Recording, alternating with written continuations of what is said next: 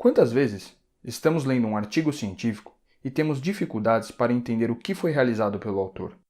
Ou quando estamos frente a uma prova de residência que nos cobra para assinalar, no contexto de um estudo, qual foi a metodologia que o artigo utilizou? Não se desespere. Você verá que com o nosso fluxograma fica fácil definir o tipo de desenho de estudo. Esperamos que ao final desse vídeo da Razor você perca o medo sobre a maneira que os estudos são organizados. Primeiro, sempre ao olhar um estudo, você deverá ver qual é a pergunta do estudo.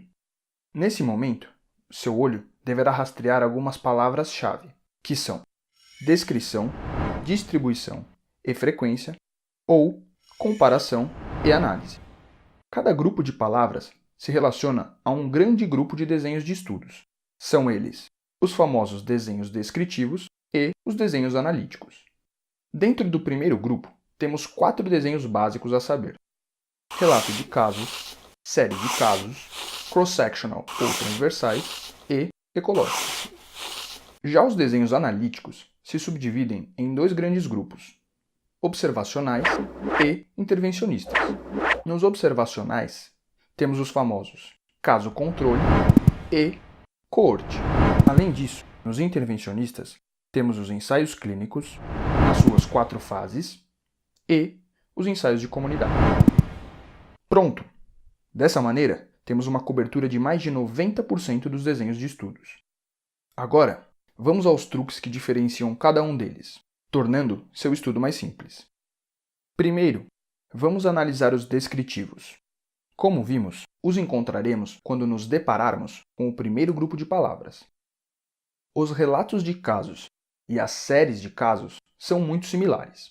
Nada mais são do que a descrição simples de um evento, ou série de eventos que chamam a atenção quanto ao seu ineditismo. Lembrando que eles estão na base da pirâmide, apenas suscitando hipóteses diagnósticas.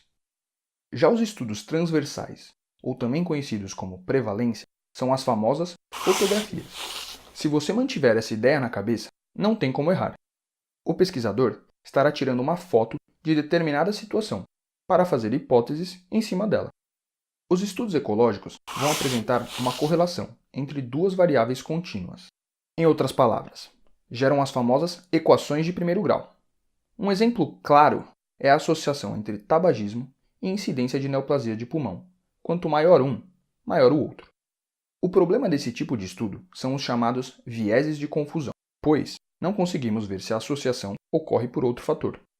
Em nenhum dos casos acima, estamos comparando elementos diferentes, nem mesmo fazendo teste de hipótese. Quando aparecer o termo comparação, estamos falando dos estudos analíticos. Nesse grupo, devemos nos atentar em saber se há ou não uma intervenção. Na ausência de qualquer intervenção, podemos ter estudos caso-controle ou coortes.